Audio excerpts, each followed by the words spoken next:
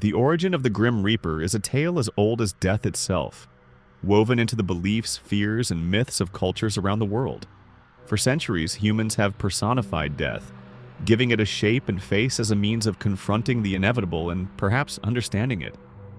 This figure cloaked in darkness, wielding a scythe, has haunted the pages of folklore, art, and literature, serving as both a warning and a guide. But how did the Grim Reaper as we know it today come to be? The answer stretches back to ancient times, to civilizations that created death deities to represent the unknowable journey beyond life. Each culture has its version of this figure, a being that symbolizes the end, but also hints at a beginning. As time progressed and beliefs mingled, the Grim Reaper emerged in Western iconography as a universally recognized symbol of death. Yet the origins of this spectral figure are far more intricate, blending the ideas, fears, and hopes of humanity across centuries. Death personified, early representations in ancient cultures. The earliest representations of death as an entity can be found in the mythology of ancient civilizations. In ancient Egypt, for instance, the god Anubis was the overseer of the dead. Portrayed as a man with the head of a jackal, Anubis was both feared and revered as he guided souls to the afterlife and weighed their hearts against the feather of truth. For the Egyptians, death was not merely an end, but a transition to another world, and Anubis symbolized this sacred passage. Similarly, the Greeks personified death as Thanatos, a minor god associated with peaceful death. Unlike the Grim Reaper, Thanatos was often portrayed as gentle, a figure who led mortals peacefully into the afterlife. Yet, he was often overshadowed by Hades, the ruler of the underworld, and his harbinger, Charon, the ferryman who transported souls across the river Styx. Charon's role, ferrying souls for a fee, created an association between death and a journey to be taken, one that would later resonate in the imagery of the Grim Reaper guiding souls. In Norse mythology, the Valkyries, the choosers of the slain, selected warriors who died in battle, escorting them to Valhalla, or the halls of the god Odin. Here, too, death was personified but not feared. Rather, it was honored, and those chosen by the Valkyries were given a place of glory in the afterlife.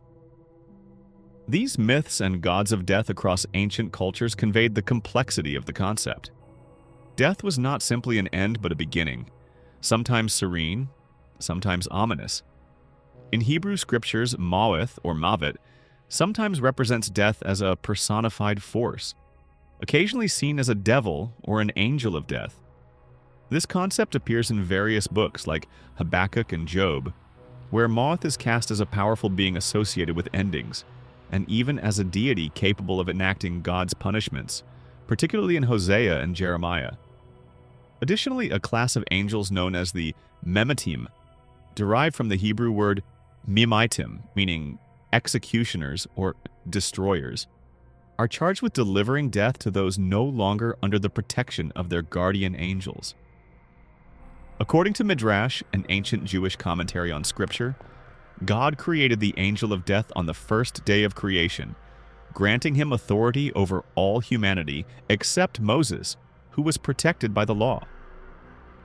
The angel of death is said to reside in heaven, capable of reaching earth in 8 swift flights, compared to pestilence, which requires only 1. Unlike most angels, he has 12 wings and a form covered in eyes, a symbol of his watchfulness over human lives. During the moment of death, he stands over the dying person with a drawn sword, which bears a drop of gall that seals their fate. Once the dying person sees this figure, they are overcome with fear, opening their mouth involuntarily, allowing the angel to drop the gall in, a detail that gave rise to the expression, "the taste of death." This gall causes immediate death, leaving the deceased's face ashen. The soul's departure is marked by a sound that stretches across the world, though unheard by the living.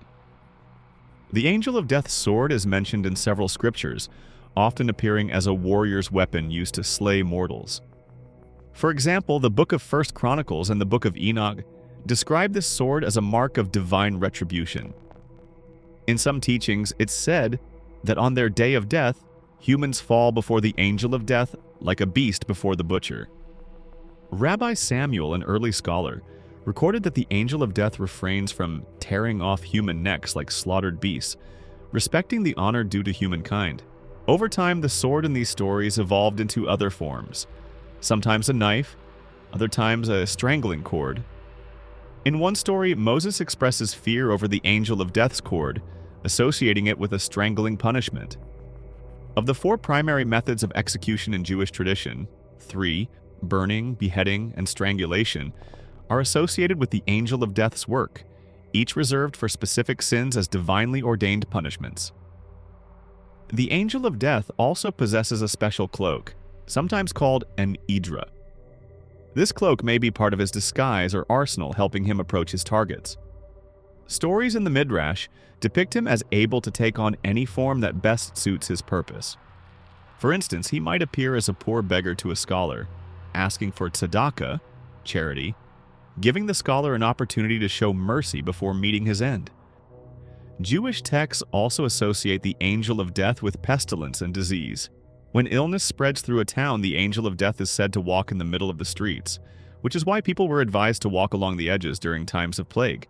It was also believed that the angel of death stored his tools in the synagogue, and thus people were discouraged from going there alone during outbreaks.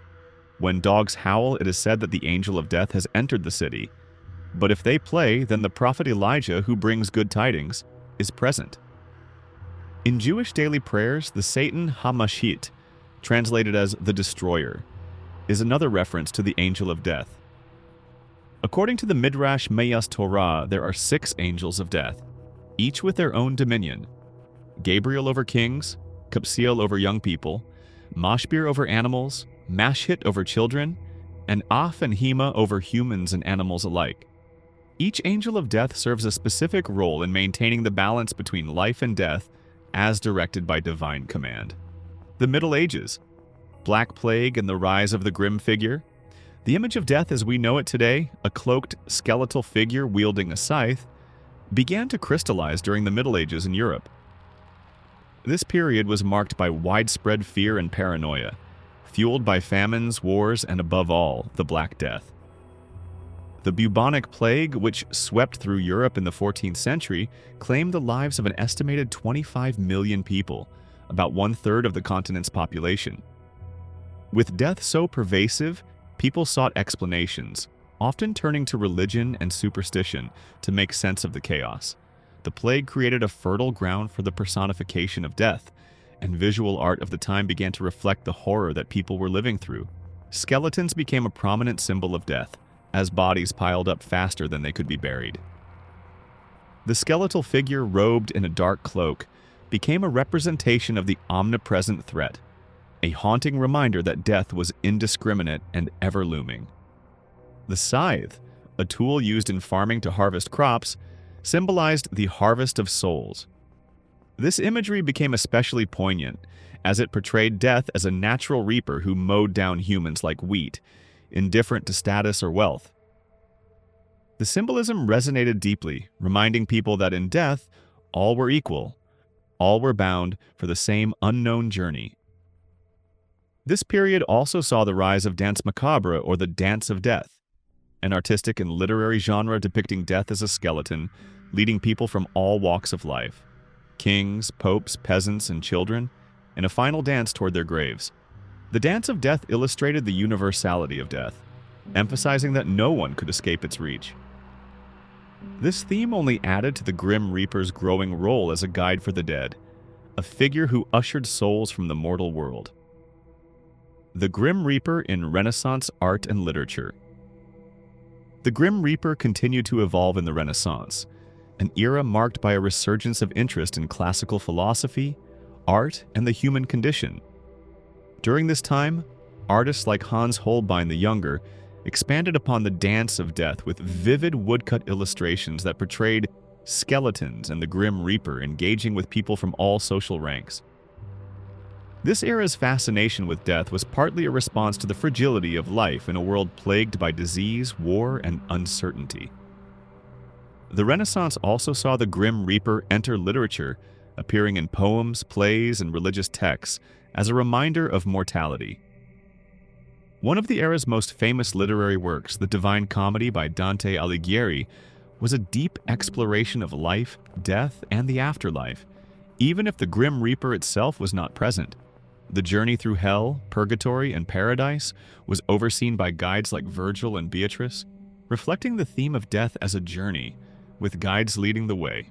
Though the Grim Reaper as a character did not feature in Dante's work, the idea of a spectral guide to the afterlife had firmly taken root. Later, English poets like John Donne and Thomas Gray would write about death as an inevitable, often skeletal figure, reinforcing the iconography that had become deeply embedded in Western thought. The Reaper in folklore and the Romantic period. As time progressed, the Grim Reaper's image became more complex, reflecting humanity's changing attitudes toward death. The Romantic period of the late 18th and early 19th centuries saw a shift toward a more sentimental and even morbid fascination with death. The Grim Reaper became a more ambiguous figure, sometimes depicted as a tragic or sorrowful guide rather than a terrifying specter. In folklore, the Reaper began to appear as a character who could be reasoned with or bargained with, reflecting an evolving view of death as not only a taker of life, but also a character with whom humans might negotiate. Stories emerged about people trying to outwit the Reaper, making deals or bargains to extend their lives or delay their fate. This portrayal of death was still frightening, but also strangely human, allowing people to see the Grim Reaper as something other than a heartless entity. The Romantic era also gave rise to ghost stories, Gothic novels, and poems that explored themes of death, loss, and the supernatural.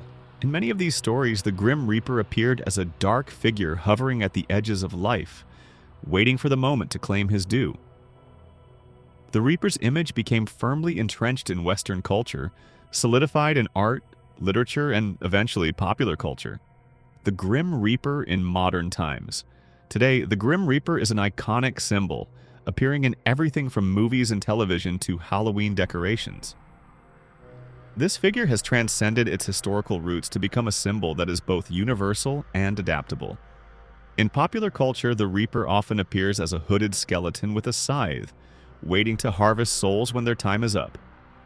However, modern portrayals sometimes add layers of complexity, giving the Grim Reaper a personality, emotions, or even a sense of duty. In stories and films, the Grim Reaper may be depicted as both a friend and foe, a character with a sense of humor, wisdom, or even regret. Shows like The Twilight Zone, Supernatural, and Dead Like Me depict the Reaper as a multifaceted character, exploring the nature of life, death, and the human soul. Meanwhile, the concept of the Grim Reaper has expanded beyond Western culture, as global media brings different ideas of death and the afterlife into a shared cultural consciousness. Variants of the Reaper appear in Japanese anime, Latin American Dia de los Muertos traditions, and Eastern European folklore, showing how the figure has adapted and evolved across cultures. Why the Grim Reaper endures. The Grim Reaper's longevity as a symbol can be attributed to the universal fear of death and the desire to understand it. By giving death a face, a cloak, and a scythe, humanity has created a figure that is both a comfort and a warning. The Reaper is feared because he represents the unknown, yet he is also strangely comforting because he offers a familiar image in the face of life's greatest mystery. In many ways, the Grim Reaper embodies the paradox of death. It is terrifying, yet natural, mysterious, yet inevitable. This figure allows us to confront our mortality, to imagine a guide waiting to take us on the final journey, whether to an afterlife or into the great unknown. The Reaper's role as both a taker of life and a guide reflects our need to make sense of death and to view it as part of a larger cycle. Conclusion. The Grim Reaper, as we know it today, is an amalgamation of centuries of myth, folklore, art, and human imagination. Born from the gods of death in ancient civilizations, refined by medieval horrors, and reshaped by the Renaissance and Romantic eras, the Grim Reaper has become an enduring symbol. As long as there are questions about what lies beyond, the Grim Reaper will remain, a constant reminder of life's fragility and the mystery that awaits at its end.